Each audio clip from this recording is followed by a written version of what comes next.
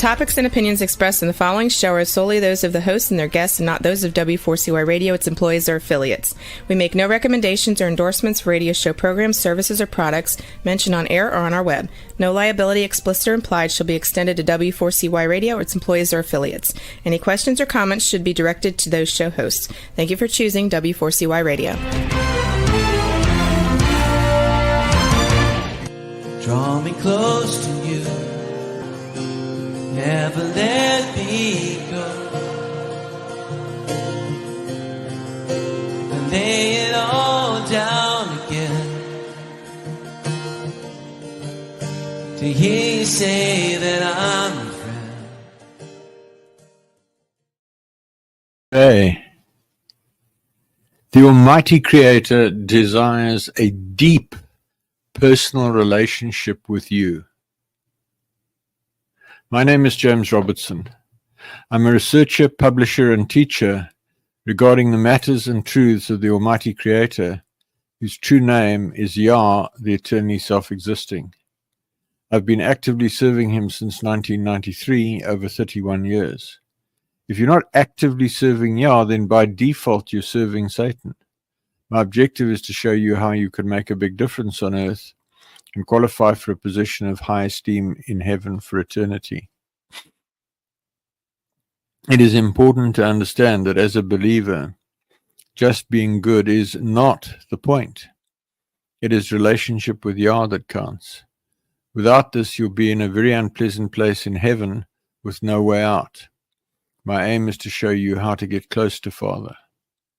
If you're a good person without a clear relationship with Yah, then you're in a spiritual no man's land and will not enter heaven when you die. The Creator has said regarding unbelievers, why would I want someone to spend eternity with me when they do not believe I exist? Yah is calling everybody on the planet to be involved and serve him and help him to have victory over Satan. My goal is to show you how to do this. Fundamentally, we each need to learn to see things on earth from Yah's perspective, and my aim is to teach you how. Please visit my website at www.endtimeissueministries.org. That's endtimeissueministries, one word, .org, or email me on james@endtimeissueministries.org. Today we're continuing with part 6 of the good news regarding Yahshua, the Anointed of Yah, incorrectly Jesus Christ, according to Matthew, incorrectly Matthew. So looking at the overview, the first book in the so-called New Testament in the Bible, Matthew or Matthew, provides an authoritative account of the life, death, and resurrection of Yahshua, the Anointed of Yah, incorrectly Jesus Christ. I've corrected the core translation errors and added commentary based on my personal experience and revelation. I will share this in the next few broadcasts. This is part 6. I will continue to read Matthew and offer commentary, and then finally we will look at the state of your relationship with the Almighty Creator. So we're busy with book 1 of the New Testament, the good news according to Matthew, part 6, chapters 18 to 21.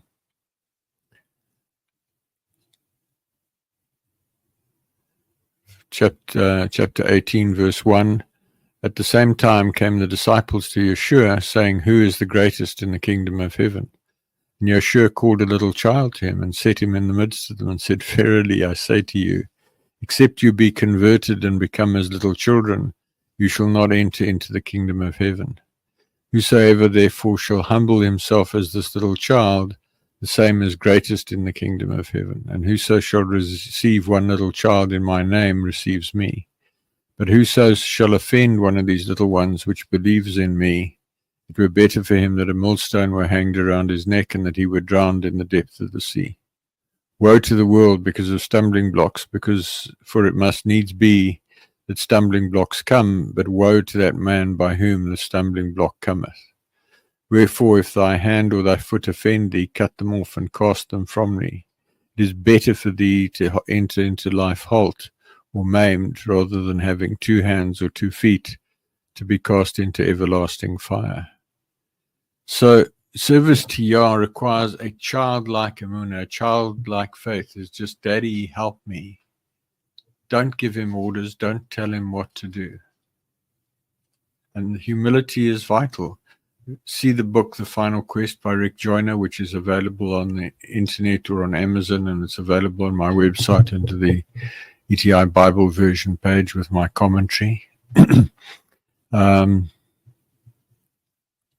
Folks, you need to take Father at his word. You need to trust him and just flow with him. Verse 9, and if thine eye cause you to stumble, pluck it out and cast it from thee. It is better for thee to enter into life with one eye rather than having two eyes to be cast into hellfire. Take heed that you despise not one of these little ones, for I say to you that in heaven their messengers, angels, do always behold the face of my Father which is in heaven.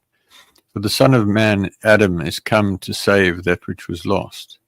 How think you, if a man have 100 sheep, and one of them be gone astray, doth he not leave the 99 and goes into the mountains, and seeketh that which is gone astray? And if so be that he find it, verily I say to you, he rejoiced more of that one sheep than of the 99 which went not astray. Even so, it is not the will of your Father which is in heaven that one of these little ones should perish. Yahooshua in The Final Quest in 1994, I think, says that 99 are lost. The falling away in this age is huge. Currently, almost the entire population of the planet is perishing. There are a few 100,000 people who at a material level are vaguely close to Father, vaguely serving him. There are a few million more who are incidentally believing in him. And there are a few million more who once believed but have gone on as though he doesn't exist. And there are 100 million or more who think they believe but don't believe because they believe in Jesus and wrong names and so forth.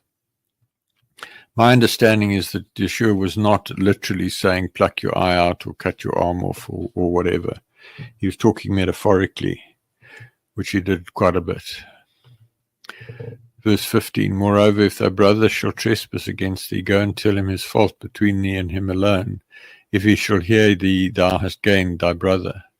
But if he will not hear thee, then take with thee one or two more, that in the mouth of 2 or 3 witnesses every word may be established. And if he shall neglect to hear him, tell it to the assembly. But if he neglect to hear the assembly, let him be to thee as a heathen man and a publican. Verily I say to you, whatsoever you shall bind on earth shall be bound in heaven, and whatsoever you shall loose on earth shall be loosed in heaven. So, assembly, church in the King James, meaning an assembly or congregation. Church is a meaningless religious word, like a lot of the religious words in the most English Bibles. The verses I've just read to you set out a very clear progression of events in dealing with error or sin in the body of believers. Go to the person privately, take 2 or 3 with you to confirm it, then bring it to the assembly, and if at the end they still don't repent and turn around, then reject them. Today it's quite common for believers to kick somebody out of the church just on the basis of some whim about a perceived error, and frequently in my experience it's the people who are doing the kicking out who are actually the ones in error. So it's something that's very seldom adhered to in this age. And then whatsoever you bind on earth shall be bound in heaven, and whatsoever you shall loose on earth shall be loosed in heaven. Speaks specifically to the driving out of demons. And I've talked on that in other broadcasts. Verse 19, again I say to you that if 2 of you shall agree harmoniously on earth, as touching anything that they shall ask, it shall be done for them of my Father which is in heaven. For where 2 or 3 are gathered together in my name, there am I in the midst of them. Then came Kepha to him and said, Adonai, how oft shall my brother sin against me and I forgive him? Till 7 times? Yahooshua said to him, no, I say not to thee until 7 times, but until 70 times 7. With regard to two of you shall agree on earth as touching anything that you shall ask, it shall be done for them of my Father which is in heaven. The King James says agree. The Greek is symphonio, as in symphony. Two or more believers pray in complete harmony and agreement. Then their prayers will be answered. Note that if one has a close relationship with Yah, then one's prayers will be answered in most cases without someone praying in agreement. Ask Yah to agree with you. It's an important principle. Forgive, forgive, forgive. Note that as he died, Yeshua said, Father, forgive them. They don't know what they're doing. Luke 23, verse 34. Verse 23, therefore is the kingdom of heaven likened to a certain king which would take account of his servants. And when he'd begun to reckon, one was brought to him which owed him 10,000 talents. For as much as he had not to pay, that his lord commanded him to be sold, and his wife and children, and all that he had, and payment to be made.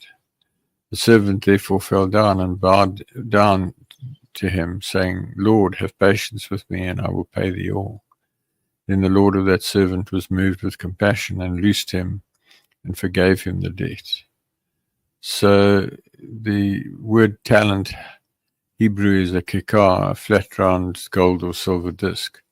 But note that this is also a play on talent being the ability of a human being.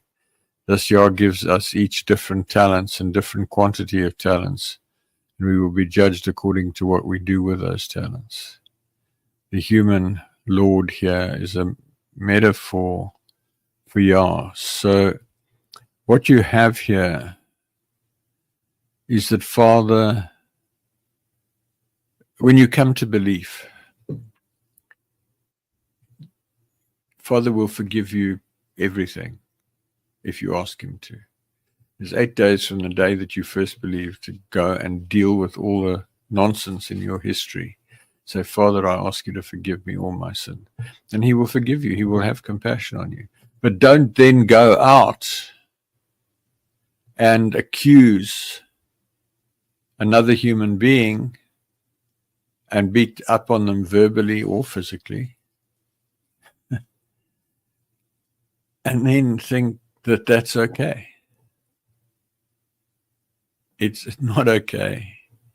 You're going to be condemned by Yah because he forgave you all your sins, and now you refuse to forgive somebody who has not sinned against you nearly as much as you sinned against Yah before you came to belief. And quite possibly, quite frankly, because the majority of believers are breaking most of the 10 commandments, they continue to sin right through to today, and they somehow mistakenly think that they're forgiven. Folks, it's not the case. If you do not confess your sin, repent of your sin, and turn around, you will not be forgiven. If you do those things, you will be forgiven, and take the blood, the bread and wine of the covenant, the communion, if you like. Take the wine and confess your sin and ask for forgiveness, and he'll forgive you. But then don't go and hold it against others. The same servant went out and found one of his fellow servants, which owed him 100 denarii. And he laid hands on him and took him by the throat, saying, Pay me that thou owest. And his fellow servant fell down at his feet and besought him, saying, Have patience with me, and I will pay thee all. And he would not, but he went and cast him into prison till he should pay the debt. So when his fellow servants saw what was done, they were very sorry, and came and told to their lord all that was done. Then his lord, after that he had called him, said to him, O thou wicked servant, I forgave thee all that debt, because thou desirest me. Shouldst thou not thou also have had compassion on thy fellow servant, even as I had pity on you? And his lord was wroth, and delivered him to the tormentors, till he should pay all that was due to him.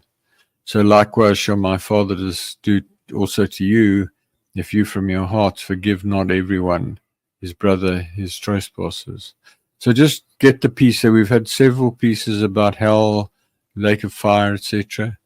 If you, as a believer, sin, and you die without repenting of that sin, you will be sent to hell to pay the price for your unconfessed sin. You will be tormented. Hell is a place of torment. And his Lord was wroth and delivered him to the tormentors till he should pay all that was due to him. You will pay all that is due by your suffering at the hands of the tormentors if you as a believer harbor sin and do not repent and deal with it in this life. Chapter 19. And it came to pass that when Yahooshua had finished these sayings, he departed from Galilee and came into the coasts of Yehudah beyond Jordan. And great multitudes followed him, and he healed them there. The Pharisees also came to him, trying him, and saying to him, Is it lawful for a man to put away his wife for every cause? And he answered and said to them, Have you not read that he which made them at the beginning made them male and female, and said, For this cause shall a man leave father and mother, and shall cleave to his wife, and they twain shall be one flesh? Wherefore they are no more twain, but one flesh. What therefore Yah has joined together, let not man put asunder. Put away is associated with divorce without cause. There are two fundamental Jewish concepts here. The one is divorce for fornication, adultery, breaking of covenant, and the other is putting away, which is just chasing away for no reason. Cleave, as in Genesis 2:24, shall cleave to his wife. Cleave, as in a man cutting with a knife. A man sexually cuts into the cleft of the woman, into her sexual organ. The first act of sexual intercourse between a man and a woman is a covenant act. He is cleaving, cutting into her. In addition to that, sexual intercourse results in a spiritual one-flesh bond that ties the man and woman together forever. There are certain circumstances under which Yah will grant divorce, and there are certain circumstances. If he grants divorce, he will permit you to pray a very specific prayer to cut that one flesh bond. You need to know what you're doing. You need to make sure you have a legal authority to do that in the court of heaven, and then it will be dealt with. If not, it will tear you down. It'll pull you apart if you separate from the person that you have a one flesh bond with. And the house will be divided, and you will not prosper. Verse 7, they say to him, Why did Moshe then command to give a writing of divorcement and to put it away? Notice that they're playing word games here. And he saith to them, Moshe, because of the hardness of your hearts, suffered you to divorce your wives from the beginning, but from the beginning it was not so. And I say to you, whosoever shall put away his wife, except it be for fornication, and shall marry another, committeth adultery, and whoso marrieth her which is put away, doth commit adultery. His disciples said to him, If the case of the man be so with his wife, it is not good to marry. But he said to them, All men cannot receive the saying, save they to whom it is given. For there are some eunuchs which are so born from their mother's womb, and there are some eunuchs which were made eunuchs of men, and there be eunuchs which have made themselves eunuchs for the kingdom of heaven's sake. He that is able to receive it, let him receive it. So again, if we go back to the divorce putting away story, these Pharisees, whatever, were playing word games. They say, did he could put them away? And now they say divorce. Divorce is permissible in the case of adultery, and adultery includes covenant breaking. So if you have entered into a covenant relationship, also known as marriage, with strong and accurate vows, and the other party breaks one of those vows repeatedly and willfully, you have a basis for divorce, in addition to sexual immorality. 13. Then were there brought to him little children, and he should put his hands on them and pray, and the disciples rebuked him. But Yahooshua said, Allow little children and forbid them not to come to me, for of such is the kingdom of heaven. And he laid his hands on them and departed thence. And behold, one came and said to him, Good master, what good thing shall I do that I may have eternal life? And he said to him, Why callest thou me good? There is none God but one, that is Yah. But if thou wilt enter into life, keep the commandments. And he said to them, which? Yeshua said, Thou shalt do no murder, thou shalt not commit adultery, thou shalt not steal, thou shalt not bear false witness. Honor thy father and thy mother, and shalt love thy neighbor as thyself. The young man said, All these things have I kept from my youth. What lack I yet?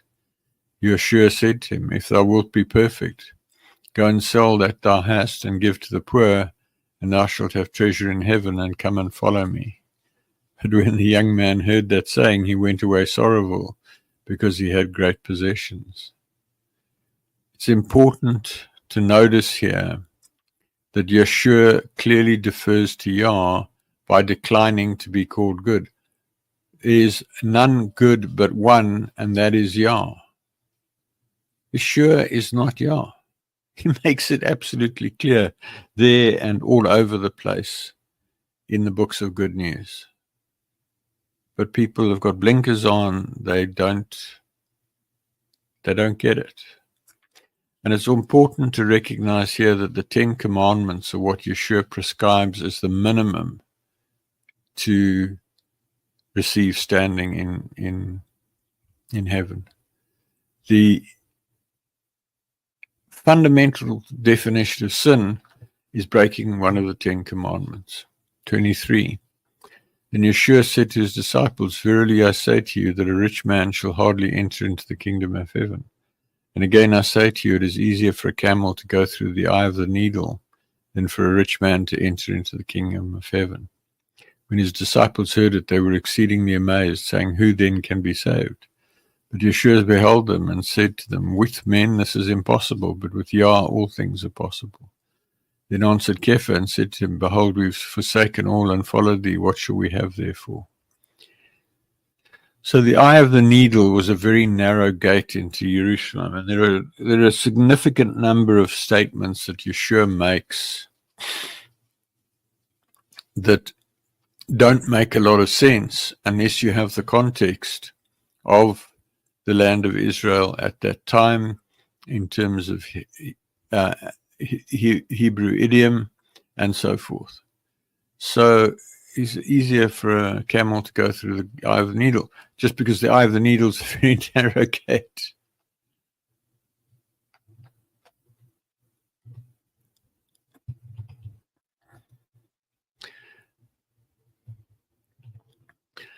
"28. And Yeshua said to them, Verily I say to you that you which have followed me in the regeneration, when the Son of Adam shall sit in the throne of his kavod, his glory, you also shall sit upon 12 thrones, judging the 12 tribes of Israel. And every one that has forsaken houses or brethren or sisters or father or mother or wife or children or lands for my name's sake shall receive 100-fold and shall inherit everlasting life. But many that are first shall be last, and the last shall be first." Chapter 20. "For the kingdom of heaven is like to a man that is a householder, which went out early in the morning to hire laborers into his vineyard. When he had agreed with the laborers for a denarius a day, he sent them into his vineyard. And he went out about the 3rd hour and saw others standing idle in the marketplace. And he said to them, Go you also into the vineyard, and whatsoever is right I will give you. And they went their way." Just note that in this passage here, that the Yeshua stresses his humanity as the Son of Adam, when the Son of Adam shall sit on the throne of his kavod, his glory. Again he went out about the 6th and the 9th hour and did likewise. And at about the 11th hour he went out and found others standing idle, and saith to them, Why stand you here all the day idle? And they said to him, Because no man has hired us. He said to them, Go you also into the vineyard, and whatsoever is right I shall receive. So when even was come, the Lord of the vineyard saith to his steward, Call the laborers and give them their hire, beginning from the last to the first. And when they came that were hired about the 11th hour, they received every man a denarius. But when the first came, they supposed that they should have received more. And they likewise received every man a denarius. But when they had received it, they murmured against the good man of the house, saying, These last have wrought but 1 hour, and thou hast made them equal to us, which have borne the burden and heat of the day. But he answered one of them and said, Friend, I do thee no wrong. Didst thou not agree with me for a denarius? Take that thine is, and go thy way. I will give to this last even as to thee. Is it not lawful for me to do with what I will with mine own? Is then thine eye evil, because I'm good? So the last shall be first, and the first last, for many shall be called, but few are chosen. And Yahshua, going up to Jerusalem, took the 12 disciples apart in the way and said to them, Behold, we go up to Jerusalem, and the Son of Adam shall be betrayed to the chief priests and to the scribes, and they shall condemn him to death, and shall deliver him to the Hagoyim to mock and to scourge and to crucify him. And the third day he shall rise again. It's important to understand that those of us living in the last days will be rewarded comparably with those who lived thousands of years ago. And it's vital to understand that Yahshua came to earth knowing how he was to die, why he was to die that way. See the article, The Miraculous Planning of the Death of Yahshua, Where, How, and When on the website. So, folks, there are a couple of key points here. Yah's values are different to ours.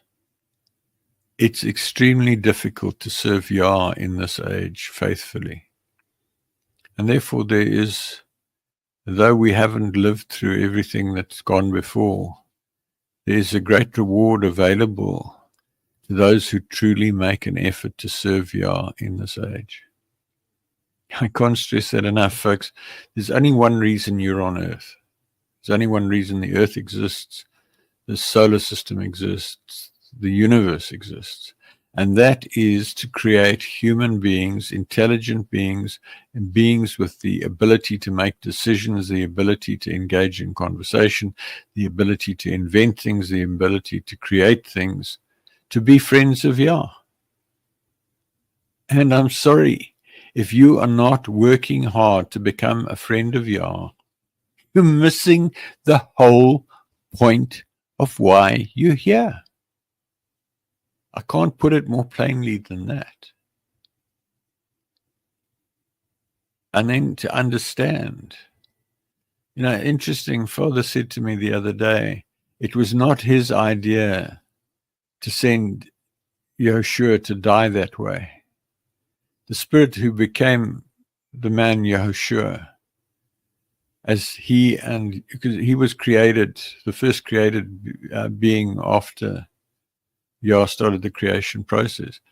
And so he was Yah's right-hand man, he was Yah's aide-de-camp, chief operating officer, whatever you want to call it. And they had a conversation about the wrong direction mankind was taking. And what more could they do to turn the situation around?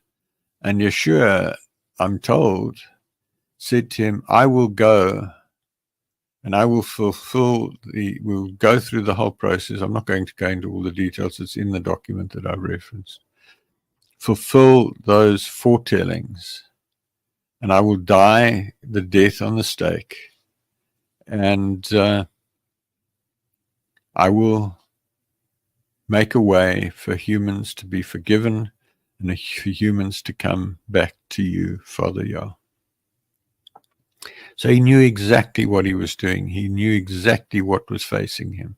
They had been executing people on that execution site for hundreds of years before Yahshua came. Then came to him the mother of Zabdi's children with her sons, worshipping him and desiring a certain thing of him. And he said of her, What wilt thou? And she said to him, Grant that these my 2 sons may sit, the one on the right hand and the other on the left, in thy kingdom. And Yahshua answered and said, Ye know not what you ask. Are you able to drink of the cup that I shall drink of, to be immersed with the baptism that I'm immersed with? They say to him, We are able. And he said to them, Ye shall drink indeed of my cup, and be immersed with the baptism that I'm immersed with. But to sit on my right hand or on my left is not mine to give, but it shall be given to them for whom it is prepared of my Father. And when the 10 heard it, they were moved with indignation against the 2 brethren. It's important to note that those 2 thrones are still available. They will be given to the people who most powerfully serve Yah in the last days. They're available to you if you really go all out for this, and I'm certainly hoping that I can make it there, although I think it's a long shot. But it's important to recognize this woman asked for something that she had no right to ask for. And in the process, she brought judgment on her sons. Think about it. I'm immersed with the baptism I'm immersed with. What he was talking about was the death he was about to die. So they both died in similar circumstances, stoned and what have you. So just be a little bit careful about what you ask for, folks. 25, Yeshua called them to him and said, Ye know that the princes of the Hagoyim exercise dominion over them, and they that are great exercise authority upon them. But it shall not be so among you, but whosoever will be great among you, let him be your servant, and whosoever will be chief among you, let him be your servant. Even as the Son of Adam came not to be served, but to serve and give his life a ransom for many. So,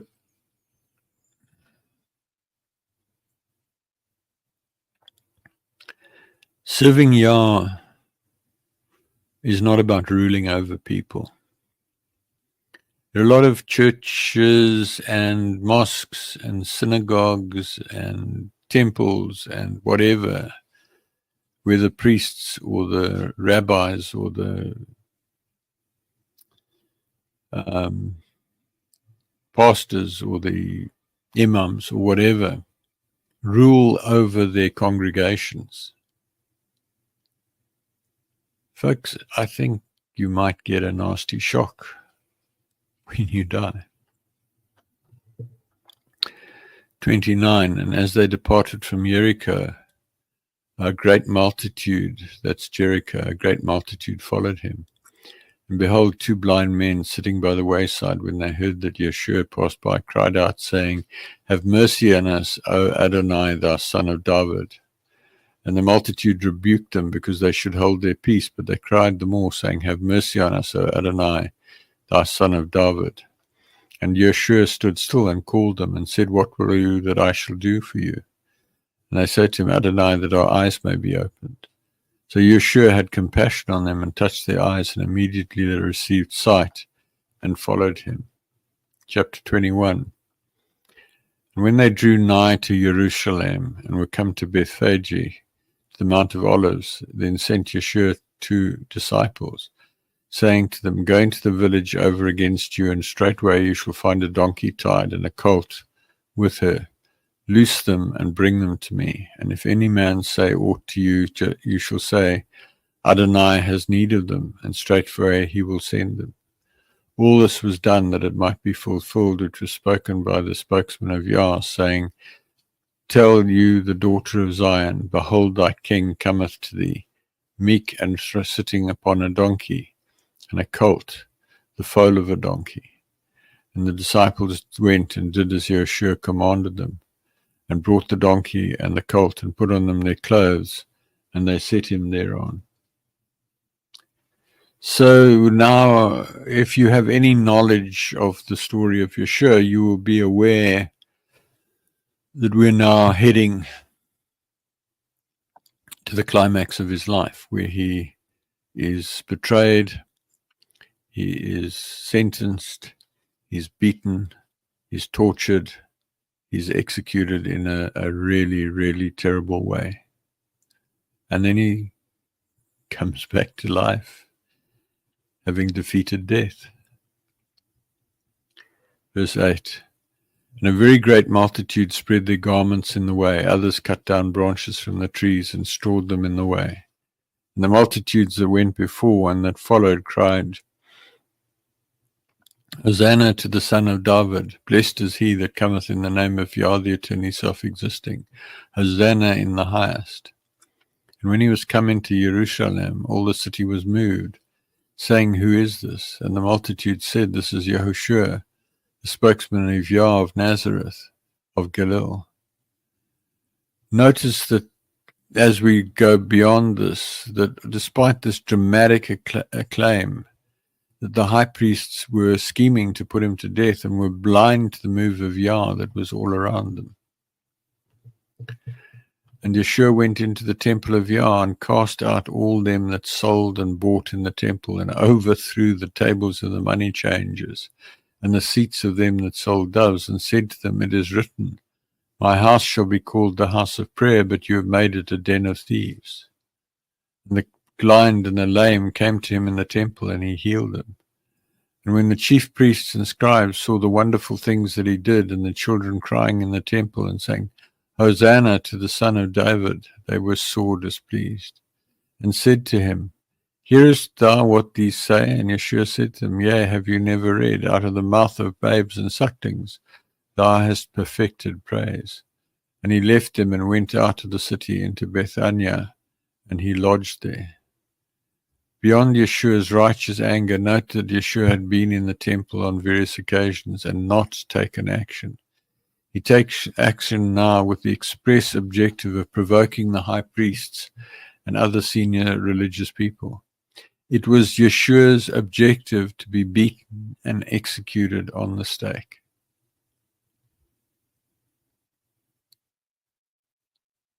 I wonder if you, even if you've read the Bible a few times, even if you're quite a devout Christian or some other person who thinks that the Bible's an authoritative text,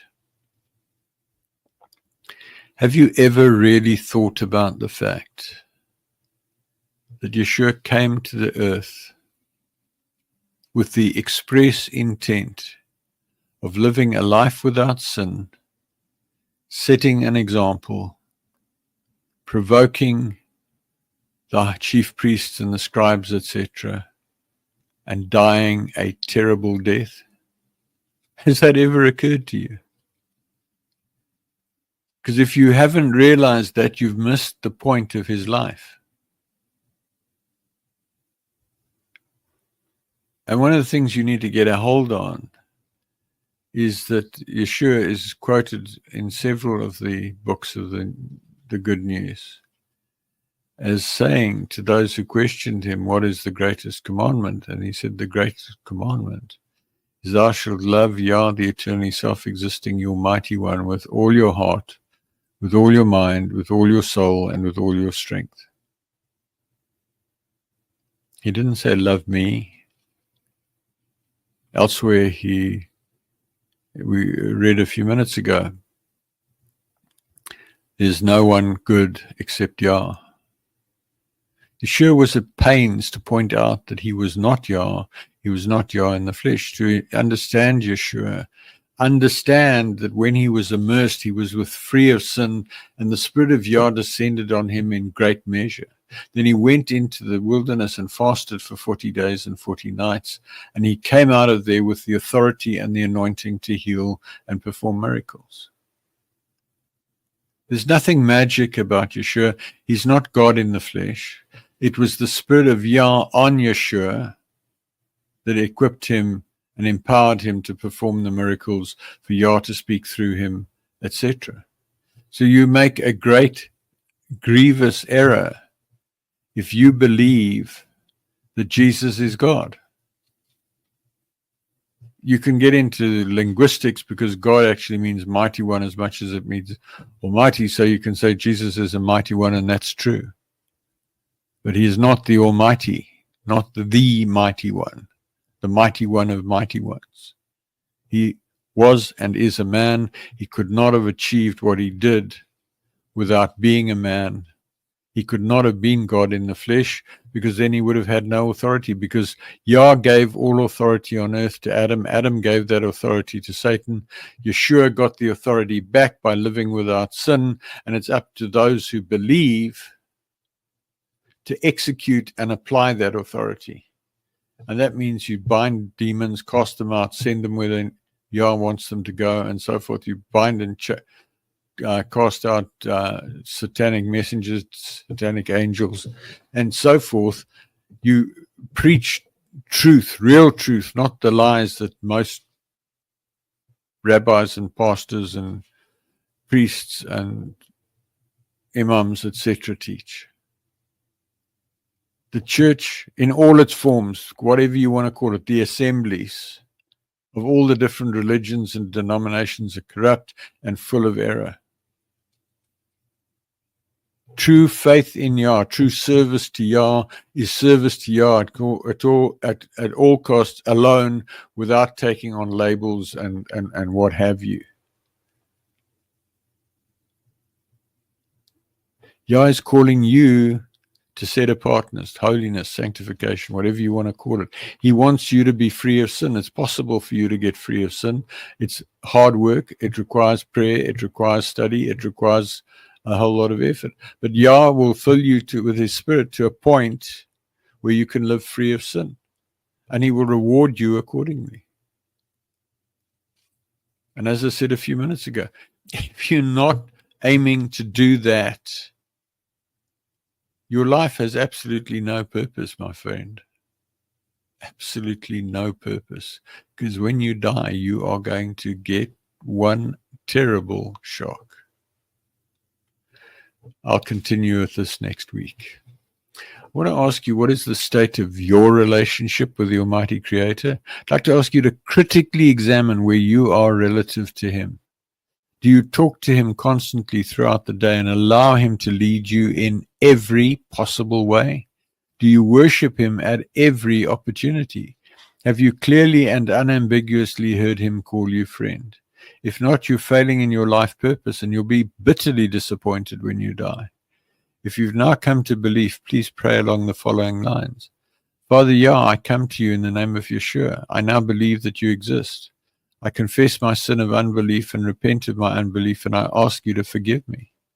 I now commit my life to you, and I ask you to take me by the hand and lead me into deep relationship with you. I ask you to fill me with your Spirit and to change me and help me to become the person you want me to become.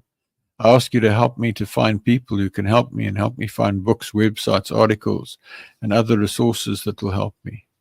I ask you to show me what I can do to actively serve you and lead others to deep personal relationship with you. I thank you for saving me. There's a period of 8 days from sincerely coming to belief for the first time, during which there is extreme grace to help you.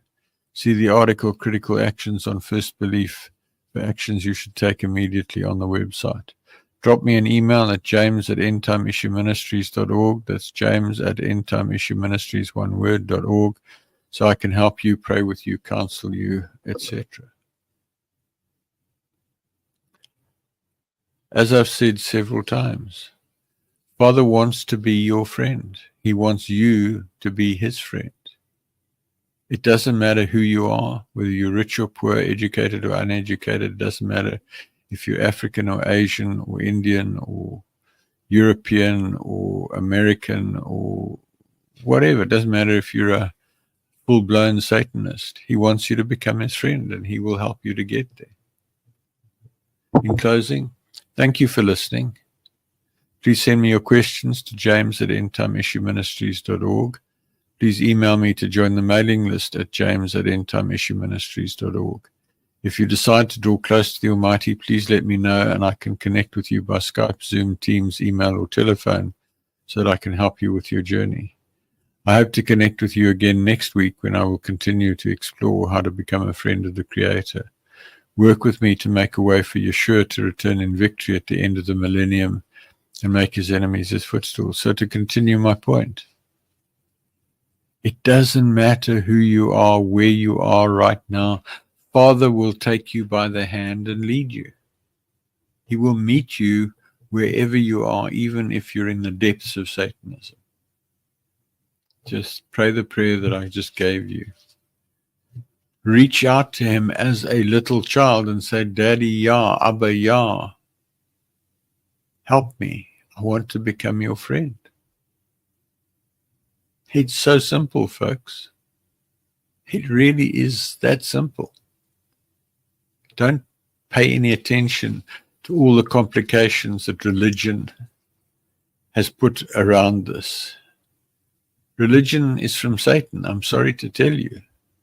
Religion is one of Satan's guises to keep people from becoming friends of Yah. Satan has done everything in his power to stop people getting close to Yah. And we see that in what we've been reading, and we'll see it more next week, that the chief priests and the Pharisees, etc., completely missed it when Yah did something. So please visit the website, drop me an email. I'd love to help you. I'd love to hear from you. And I'm going to say good night. If you've been on the channel for a while, you're going to probably drop off now. If this is your first or second time, please stay on. I've got something to share with you. So to those who are leaving, cheerio. In closing, who am I? James Robertson. I have a doctorate in engineering and I'm a retired military commander. I now work as a management consultant. I have over 31 years experience of actively seeking to draw close to the Almighty following a dramatic encounter with him on the 12th of March 1993 when he spoke to me audibly in a locked room and I knew for certain that he was real. In learning about Father, I applied my deep-seated aversion to failure born out of an accident in early childhood, coupled to my engineering and military training of rigor and preventing failure, to my seeking of knowledge about Father. This journey led to numerous supernatural experiences, prayers answered, and clear communication with the Creator that forms the basis for what I teach in these programs. See the video, Why Seek Relationship, for an overview of what I believe. Please visit my website at www.endtimeissueministries.org to get more information. The ETI version of the Bible with correction of key translation errors and commentary is on the ETI Bible version page on the website. Recordings of nearly all of the teachings broadcast so far, search on Google for quote Relationship with Creator Radio unquote. There are about 4 podcast websites with all the back issues. See that for transcripts of the broadcasts, see the transcripts of the broadcast page, which is typically 3 or 4 weeks behind, and that also gives you links to the recordings. Books with teachings from 1998 to May 2019 are on the Books for Printing page. I publish regular email articles. Email me on james@endtimeissueministries.org to be added to the list or to seek counsel or prayer or give me feedback. Visit the website and use the Google search, article keyword cloud, table of contents, and article search to locate the information you're looking for. Thanks so much for listening and have a good evening. Cheerio. Father, I come to you, lifting up my hands. By your grace I stand, just because you love me. I know your favor.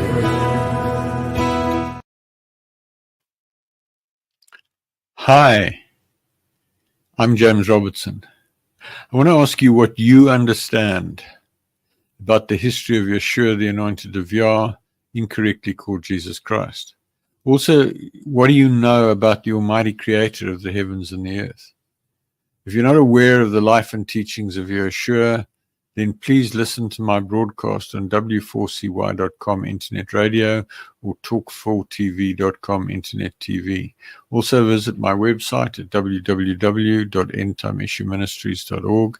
That's endtimeissueministries, one word, .org, or email me on james@endtimeissueministries.org to find out more. Thanks so much.